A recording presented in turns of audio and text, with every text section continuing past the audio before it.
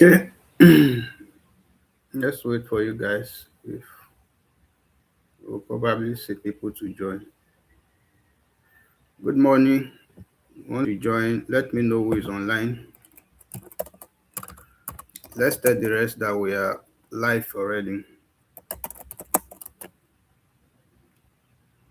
Just a very short, within 40 minutes or so, we'll be done.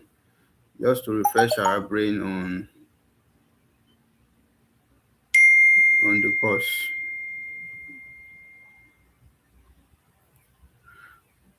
Okay.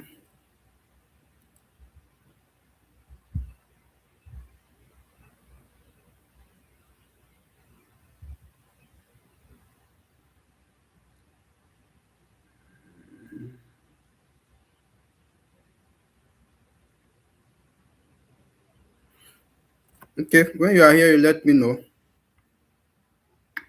Okay, sufficient. Chiamaka gift. You're all welcome. Akinyemi, you're welcome. Okay, I think I can share my screen now. Every one of us online, we are all welcome. We just want to brush our memory, just a very short section. It may not be more than 30 minutes or 40 minutes. Just to, I know that you've done your reading personally, but we'll just do one or two things. We just want to skim the material together, the main parts of the material. So at least there will be some things you will see here that will help you or give you clues in answering your.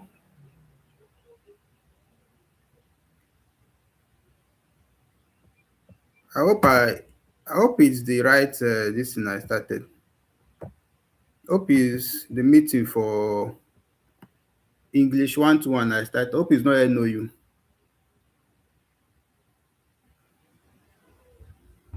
You guys should help me. I hope it's the English 121 I started, not NOU. Let me confirm from here. Okay, my screen is there, and I believe that you can see the topics that were covered by this particular course that you are having. A lot of topics like the historical antecedents of modern English. That is there. Uh, oh, I think I started the wrong meeting. Are you sure? I started the wrong meeting actually. It was meant to be. It was meant to be. What is it called now? It was meant to be English. There's an error there. I've been wondering that what did I start like this? Ah, let's okay. Let's just continue. Then I'll edit the other one. Don't worry. Let's continue using this one. I'll edit it after the class. So let's start the revision. It's a very short revision.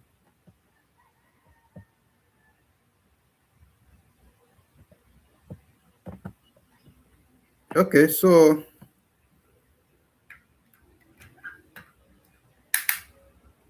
I believe my screen is visible and every other thing. We'll talk about the historical antecedents of modern English, language and structure, the structure of the sound system of English, syllable structure in English, non-segment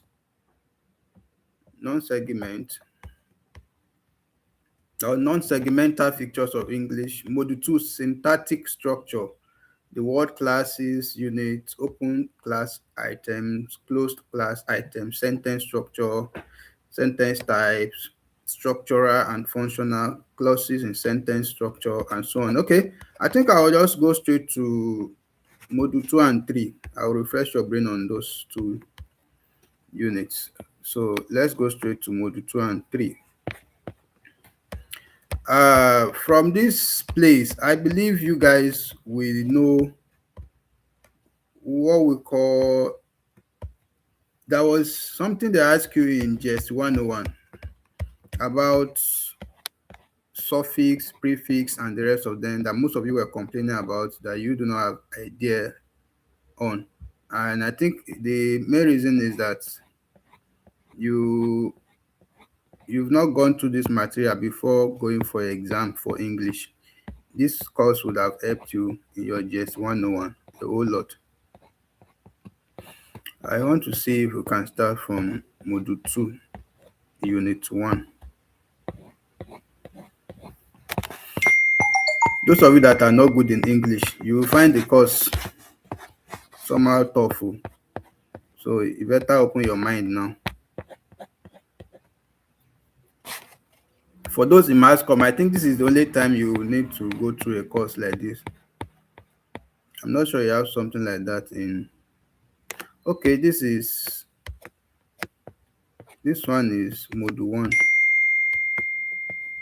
I don't know why this thing is slow like this. Okay, like stress, the stress on the first syllable, second syllable. You'll be expecting questions like that to start that. And before you be able to do that, you must know the stress. You must know all about stress and patterns. So I don't even know if we should use summary or the course material. I dropped a summary in the group yesterday, I think. Let me check if you guys can. There was one summary I dropped yesterday. I don't know if you guys have access to it. Let us use that summary so that we'll get things quick. This one is somehow, we don't have all the time that we're wasting like this. Let's just use the summary and quickly get what's okay.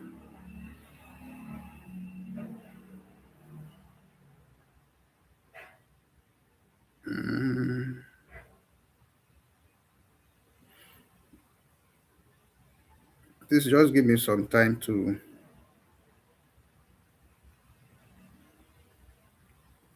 get it opened here.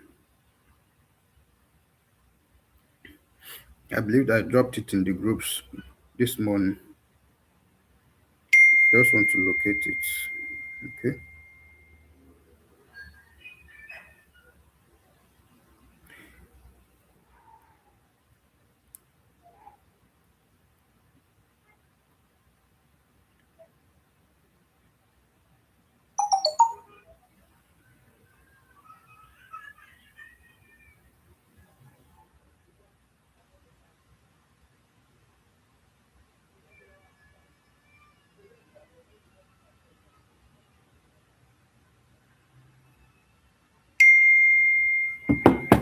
Okay. I'll I think I have done that already.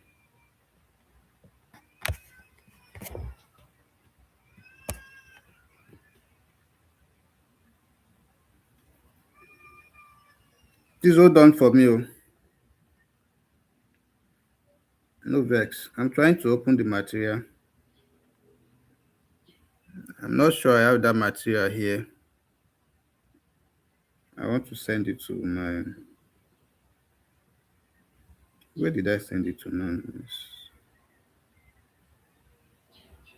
What was supposed to send?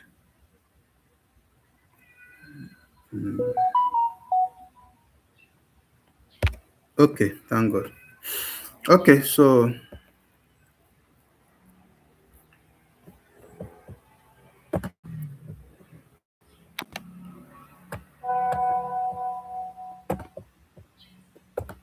let me share the summary and let's quickly read through. But while we will do that, I want us to look at the syllable right here in the material because of the examples they will give. The example they will give in the material. So don't worry, that is loading already. So sentence stress. Sorry for the time I wasted. So let's make use of the remaining time now. Sentence stress.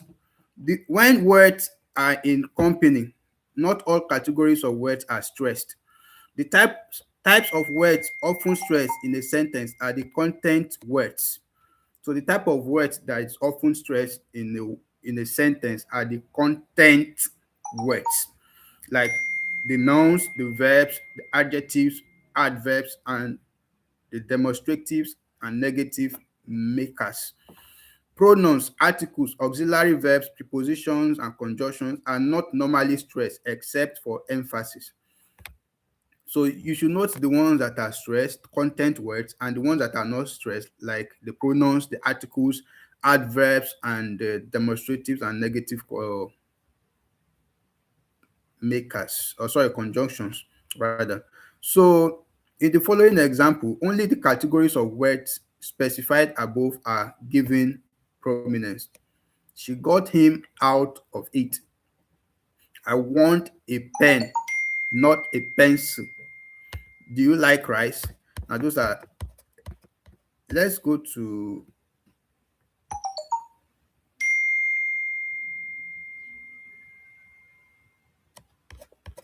where did I say examples of reports? Just want us to check those. Look at it here. That is under which topic is that? I want us to read that whole place. I think that is where stress starts from. Okay, accentuation. What's the meaning of accentuation? It comprises of stress, duration, and prominence. Accentuation comprises of stress, duration, and prominence. Simply put, stress is the prominence or emphasis given to certain syllables in words. Stress is the prominence or emphasis given to certain syllables in words. So when they are altered, okay, in words when they are altered. So that is the meaning of stress. Stress, I'll take it again.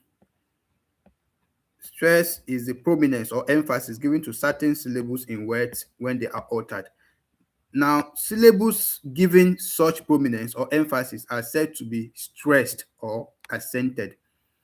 So another word you can use for something that is stressed is something that is accented. So please note all those synonyms they are using, stressed or accented. Now, duration, on the other hand, is the timing utilized in the articulation of a syllable as a result of the nature of the vowel length and syllable structure. Duration, on the other hand, is the timing utilized in articulation of a syllable as a result of the nature of the vowel length and syllable structure. For instance, long vowels appear longer in open syllables and shorter in closed syllables, which means we also have open and closed syllables. Note them in case they're asking you general knowledge like that. We also have open and closed syllables.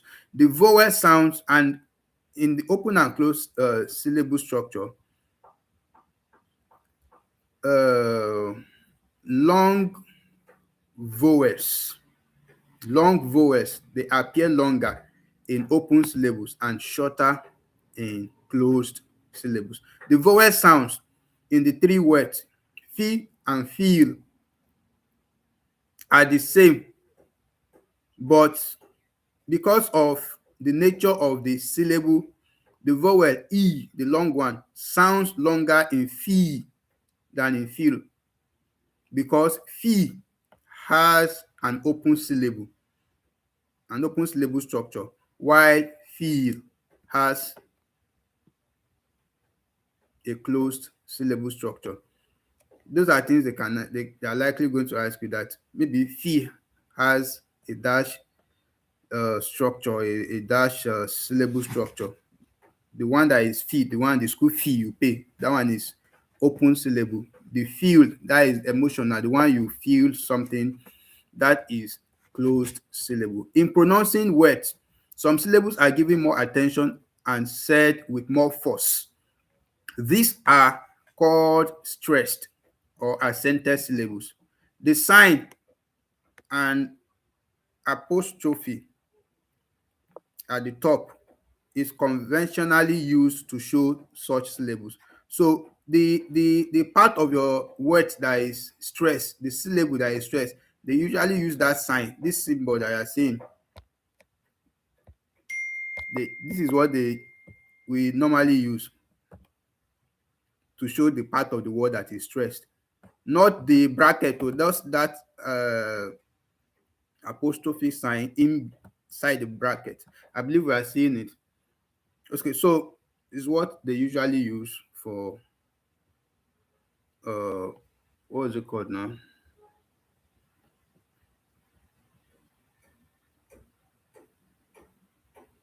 Oh, you guys can't hear me. Is it from my side or is your network? Okay, I think it's your network because I can hear myself from my feedback phone now. Okay, so let's go to word stress. Okay, now before that, the sign is placed immediately before the syllables, e.g., nation. This means it is stressed on the first word here, on the first syllable here. 11. The first E is the one that is stressed. Family. The F is one that is the part of the word that you pronounce with stress, with force, is mostly the one that is stressed. So in exam, when you are writing this exam, you find yourself talking in the exam board, but don't shout, don't disturb people. Because when they start testing you on stress now, you find yourself wanting to pronounce the word to know which part of the word is giving you stress or is giving you some tough time to pronounce, that you have to use force to pronounce. Those part of the words are the ones that are stressed. In case you don't know the answer, just call out the word to yourself and try to find out which part of it needs stress to pronounce. 11. That first E is stressed. Fa. To call the F seems to involve some stress. So family, relation, and so on and so forth. So any English word of more than one syllable has at least one stress. Very important statement. Any English word of more than one syllable has at least one stress. In English, the stress pattern is fixed and should be learned with the word. Now, word stress. Word stress. In speech, words of one syllable, e.g., come, are normally stressed when spoken in isolation. Like when you just want to say come alone now, you are likely going to stress it. But when you use it in between a sentence, it doesn't carry stress. When they appear in a sentence, they may or may not be stressed. Words of two syllables have one primary stress, which may occur at either the first or second syllable, as in the following example. So we have primary and secondary stress. Those are general knowledge you should grab. You have primary and secondary. Okay, okay, so you can hear me now. Okay, thank you. Now, this is just to skim through the material. I believe you guys have read, but just to see some things you are likely not familiar with or you've not seen before. Now, words that are stressed in the primary syllable, in the first syllable, words that are stressed in the first syllable, like blackboard. The black is the one that is stressed. So that is why you see this the stress symbol is at the beginning. This is the symbol we use for stress. It looks like an apostrophe that you just put on the letter. So look at it. Blackboard, teacher, English, easy, very. When they ask you in exam now that the following words are stressed on the dash syllable? Is it the first or the second, or is it the primary or the second? Well, they are stressed on the first syllable, that is on the primary syllable. Words like blackboard, teacher, English, easy, then very. While those in on this side, the ones on this side, like a way, you see that the way is the one that is sounding more stress. Improve, to call the proof, improve. The proof seems to be stressed. Then the long seems to be stressed. That's why you see this, you will see it's going to be funny in the exam hall today. You see people talking to themselves, because this exam is not the one you can write without talking, but you will not shout.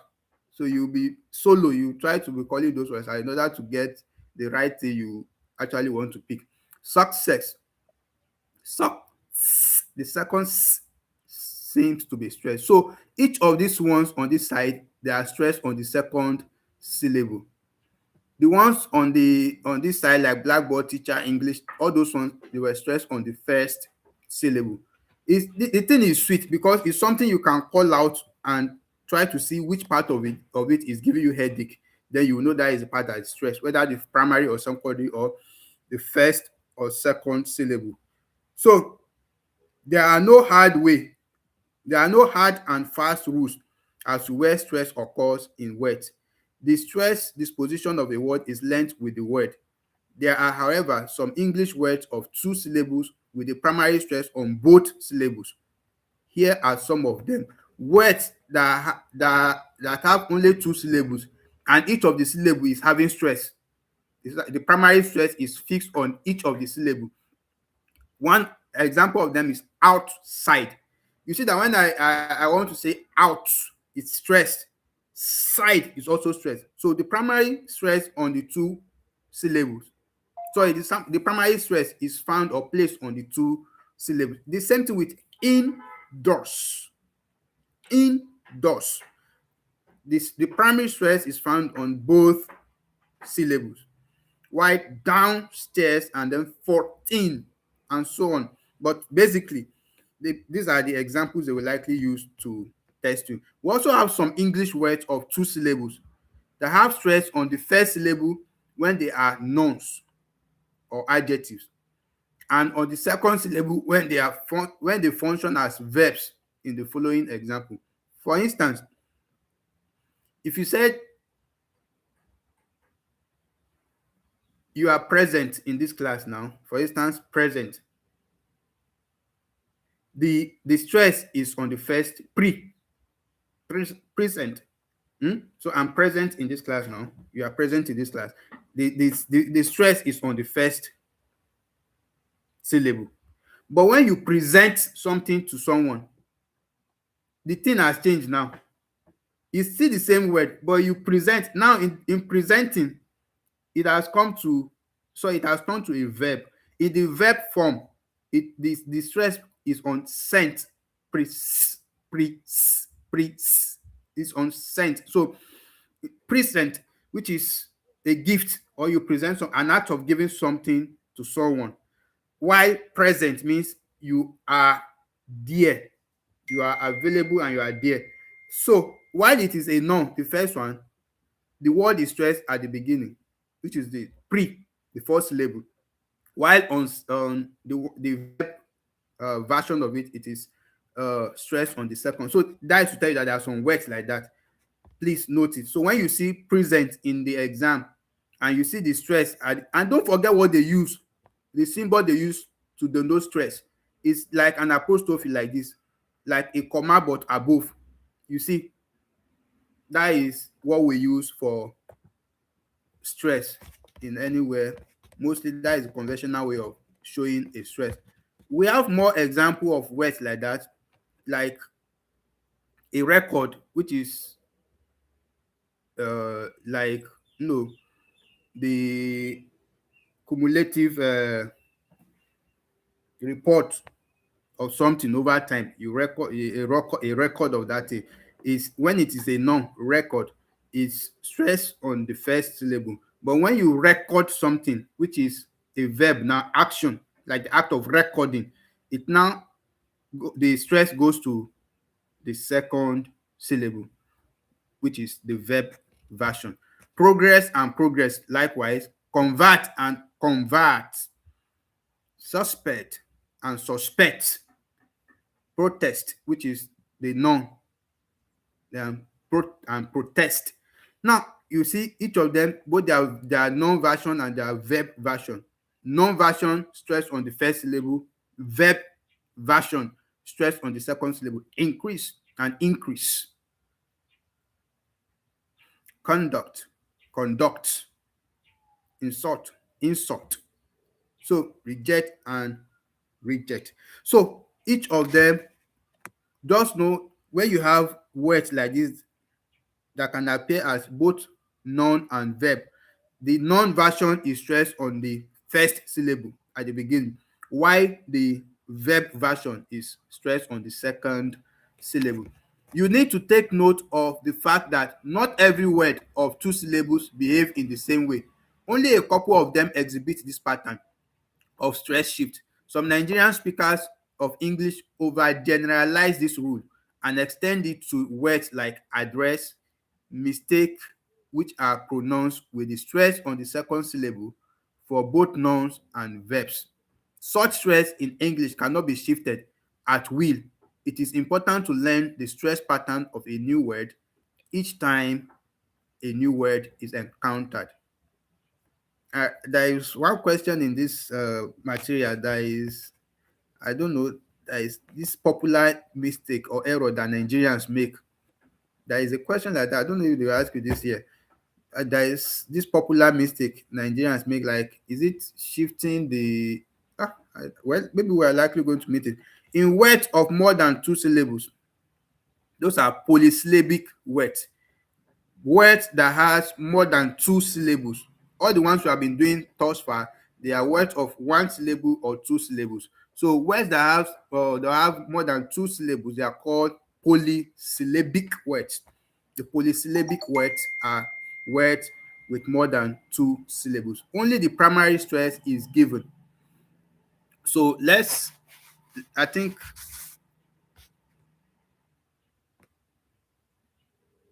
So only the primary stress is given. Some polysyllabic words can have one or more secondary stress in addition. It is important to note that prefixes and suffixes are hardly ever stressed. Your dictionary should help you to determine that. So you should know that prefixes and suffixes, they are hardly ever stressed. Please be ready to likely answer a lot of questions on prefix and suffix in this course. And I believe you meeting it in GS101 has already opened your eyes to that reality that we have something called prefix and suffix. The one before is pre, the one after is so. That is the suffix. So we have sentence stress when words are in a company. Or I think I've done that. I want to see if we can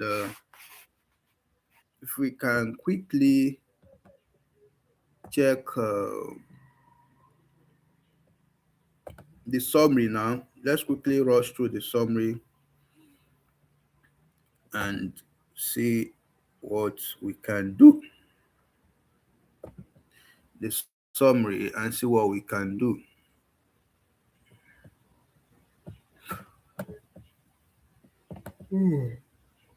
Oh no. Why is this not opening here?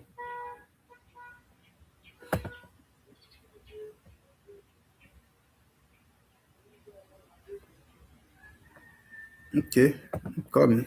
Probably we need to open it externally and share it. Let's just go through the summary for possible questions. And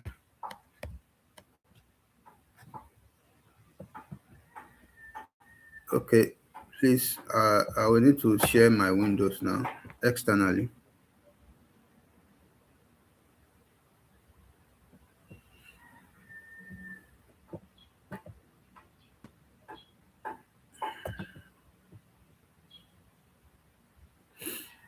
Let's just share the material. Where is it?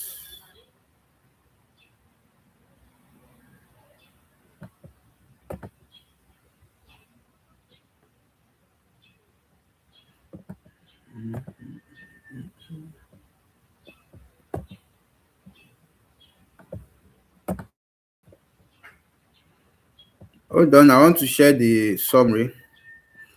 Let's quickly go through it and see what it can give us. Why we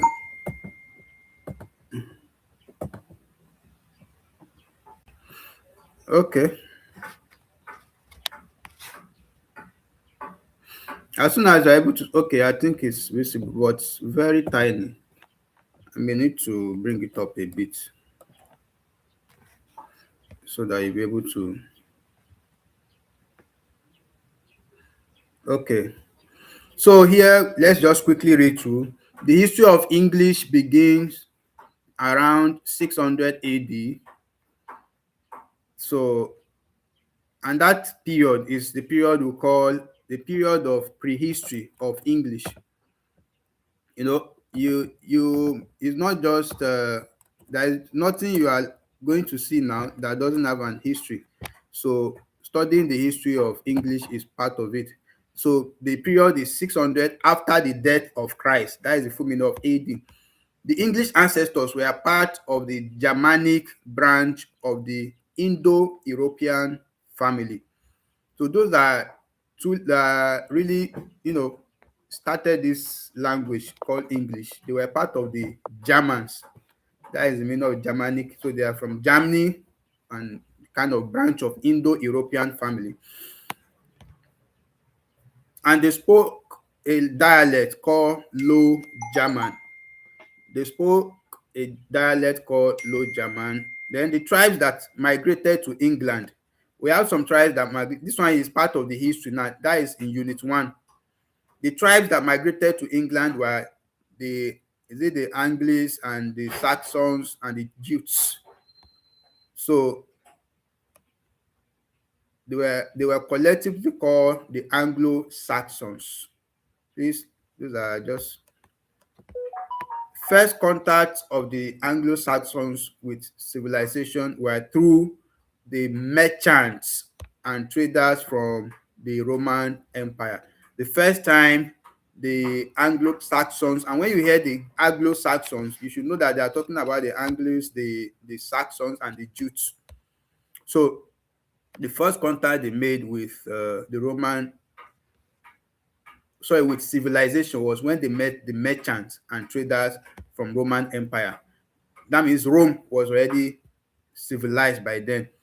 The following words were borrowed from Latin. Example of words that were borrowed from Latin, we have kettle, wine, cheese, butter, cheap, plum, jam, bishop, and church.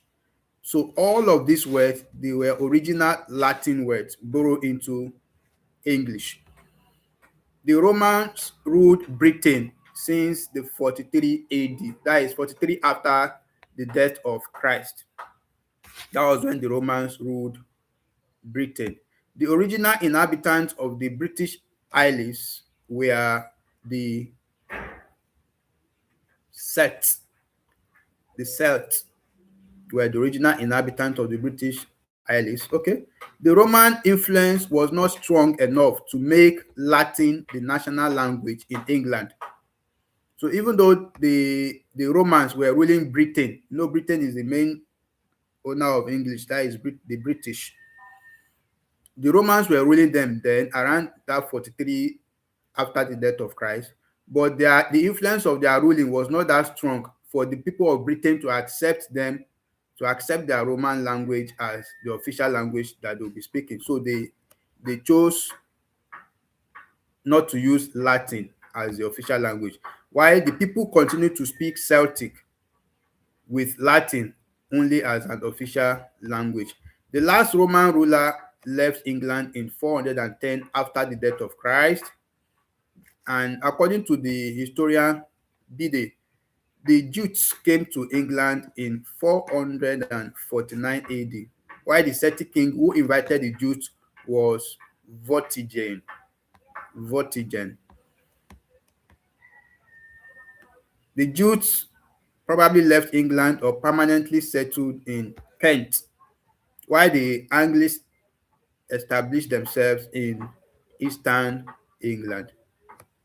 The Saxons in the west, the Angles in the east. By 550 AD, the Anglo-Saxons were firmly established and they became and English became the language of England. It was in 550 AD that English became the language of England. That is very important. Why the issue of English actually starts about 600 AD, that's after the death of Christ. Then the history of English is divided into three. These are important ones you should note: Old English, Middle English, and Modern English. The history of English is divided into three: the Old English, the Old English, the Middle English, and the Modern English. That is, or those are the three history of English we have. The Old English lasted from the 7th century to about 1100, 1100. So while the Middle English is from 1100 to about the 14th century, that is 1450 to, or sorry, 1450 or the 15 zeros. That is middle. The Old English, 7th century to the about 1100. The middle from 1100 to about 1450 or 15 zeros. While the Modern English is also divided into two.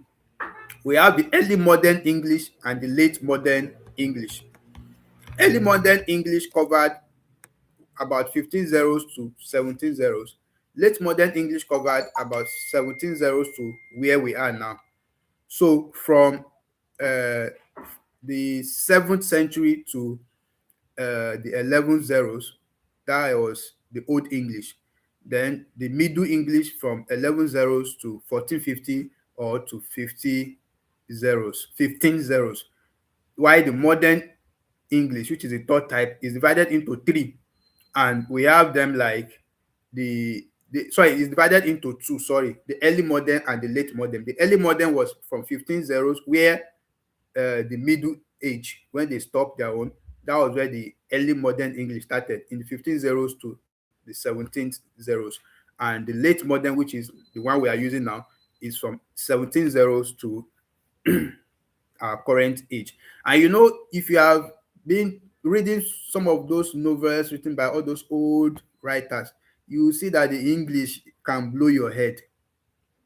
Those were part of English used in olden days, or in the old method, sorry, the Old English, excuse me, or the Middle English, or even the early modern English.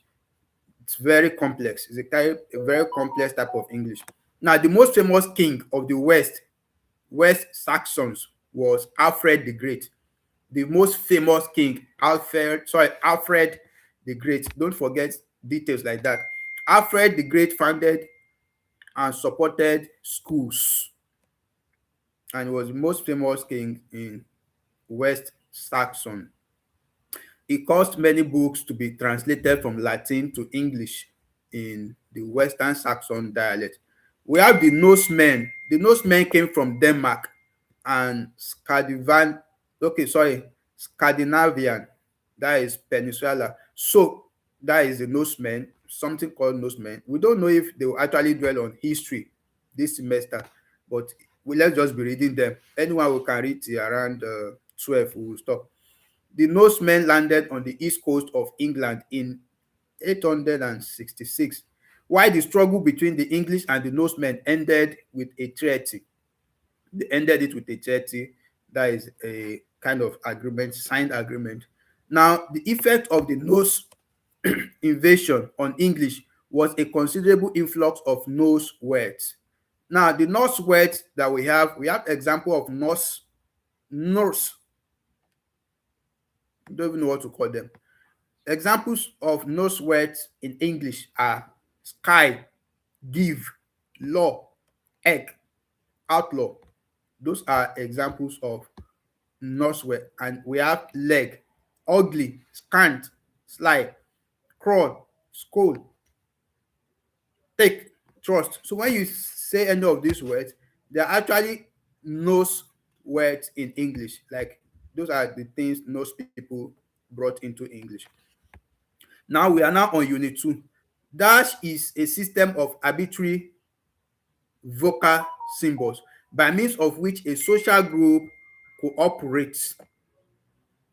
In fact, if you are somebody that knows general knowledge, when you read this question, it should be very obvious to you that they are either talking about language or communication. Well, language is the answer. Language is a system of arbitrary vocal symbols by means of which a social group cooperates. Language has three levels of structure. Language has three levels of structure. We have the phonological level, the grammatical level, the semantic level. So language has three levels of structure, or sorry, three language structures that we have. We have the phonological, the grammatical, and the semantic structure. Now, the phonological level deals with the sound. You already know from the word phonetics, phonics, anything that is all about phoning, phone, they are talking about sound in English. So the phonological level of language deals with sound. The grammatical level deals with sentence and word structure. This course is all about English, like it's breaking down, going deep down, breaking it, giving you the picture of English as it is. So the grammatical level of the language is the one that deals with sentence and word structure. Why the semantic? Yes, I hope you guys are still with me. The few of you that can type. I know most people are in the office. They just tune in and just connect it to their maybe AirPod or so, just to listen. Anyhow you are connecting, just make sure you are getting something. Now the semantic language deals with meaning. So which means we have three important things in language, and especially in the way a language is structured, whether English or no English. There are three things: the phonological aspect of that language, which is the sound the language gives when the words are pronounced. It also has the grammatical aspect of it, the way they form sentences in that language, or the way the words are structured in that language. Then we have the semantic, which is the meaning of words in that language. Now, the branch of the branch of linguistics that studies speech sound is called phonology. Please, very important. The branch of linguistics that studies speech sound is called phonology. Now, why the branch of linguistics that studies sentence structure is called syntax? Syntax is a branch of English that studies sentence structure. I think the guys that wrote last semester, they mentioned this question. This syntax came out last semester. Now, the branch of linguistics that studies word structure is called morphology. So we have morphology, word structure, syntax, which is, oh, it's like my screen is no longer responding. Okay, it's back. So we have the study of sound, speech sound, phonology, the study of sentence structure, syntax, the study of word structure, morphology, the study of meaning, word meaning, semantics. The smallest meaningful unit of a language is called morpheme. The morpheme is the smallest meaningful unit of language in English. This question too came out in last semester, but we don't know what they will do this semester. The smallest meaningful unit of language is called morpheme, while the phonemes are the smallest distinctive sound units in language. Please make sure you go through this uh, summary that I dropped in the group. It's very important. In fact, if you can start reading it from now till the time the exam will start, you will pass the exam. This is a very, very perfect work. It's all you need for the exam. If you read it truly, you will pass. So don't tell me that nothing came out from the material. The structure of language is systematic.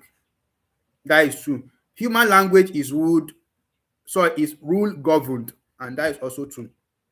There are rules that govern human language. The grammatical level consists of syntax and morphology. While syntax deals with the arrangement of words in sentences, morphology deals with the internal structure of words. Language is made up of sounds combined into words. Words combined into sentences, while sentences convey meaning.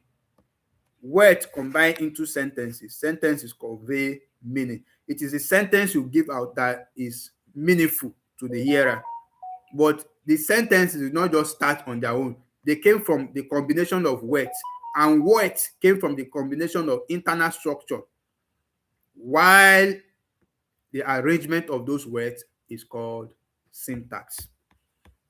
That is the combination. Then we have the structure of the sound system of English. Speech sounds are pronounced or produced by the speech organs.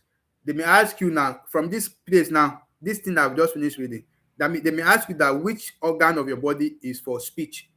And I don't think you should fail that one. Even though that one is not written here, but it's a general knowledge they will expect you to know that which part of your body do you use for speech? Which organ? So the speech organs are the ones we use to produce sounds. The study of speech sounds is known as phonetics. Phonetics is the study of speech sound, while the English sound system is divided into two. This also came out last semester: vowels and consonants. The English sound system is divided into two: vowels and consonant. Vowels are sounds produced without obstruction to the flow of air. That is another question they mentioned last semester. Vowels are sounds produced without obstruction to the flow of air, while consonants are sound produced with some degree of obstruction to the flow of air. Consonants. No obstruction of air, vowels. Some obstruction of air, consonants. Just put that in your mind. English has 20 vowel phonemes, which is sounds. While the vowel phonemes are also divided into two. We have the monophthongs and the diphthongs. The monophthongs and the diphthongs. The monophthongs are pure vowels. Dash are pure vowels, monophthongs. While the diphthongs, they are vowels that glide from one sound to another. They glide from one side to another, one sound to another. So under vowels, you have two divisions: monophthongs and diphthongs. Monophthongs, pure vowels; diphthongs, a glide from one sound to another. English has 12 monophthongs. English has 12 monophthongs. And English has 8 diphthongs, making 20 in all. 12 mono, 8 diph. Don't forget, 12 monophthongs and 8 diphthongs. Now, these are the sounds. The following are examples of monophthongs. The 12 monophthongs we have, they are all listed here. The only challenge you may have in the exam is when they ask you a question that requires you to enter one of these symbols. What you will do is check around other questions. If there is any place they have used the symbol you want to enter, just copy it and paste it. You understand? Copy it from where it was mentioned and paste it to where you want to write it. That is a logic. So each of these sounds, they are called monophthongs. And don't forget, the monophthongs are the pure vowels. While the diphthongs, they are a combination of two of them, two of the monophthongs. So you can see the diphthongs here. They all have their sounds that when you pronounce them. While on the consonant sound, English has 24 consonant phonemes. The consonants are also divided into two. The same way the vowels are divided into two to have the monophthongs and the diphthongs, the consonants are also divided into the place of articulation and manner of articulation. the consonants, which are 24 in numbers, they are classified into two: place of articulation and manner of articulation. And okay, sorry, we have more than two. We have three. We also have state of glottis. So the glottis, the articulation, manner of articulation, and place of articulation, they're all categories of the consonants. The articulators involved in speech production. Now, when we talk about the articulation, we say the consonants are they have categories like the manner of articulation, the place of articulation. So this articulation, how are they produced? Uh, what are the examples of the articulators that are involved in speech production? The lips is part of it. The teeth, the tongue, the palate, and the glottis. Those are the five articulators we have in speech production. Okay, guys, I will stop here. And I will encourage you guys to go and continue reading this what is it called? Summary. This summary is enough for you. I will not lie to for you. This summary, if you read it alone and you truly read it, and it's not like you just read and you will not remember the things you read, you will pass this exam. So it's enough for you. Go through it. We'll stop here now on page let's just say we'll stop on page 8. So you continue with the rest and read them through. I believe you will do well in your exam. So let's bring this class to an end. I know so many of you have a lot of things to do, and some people will prepare to start going to school and the rest of them, and then you also need time to read on your own.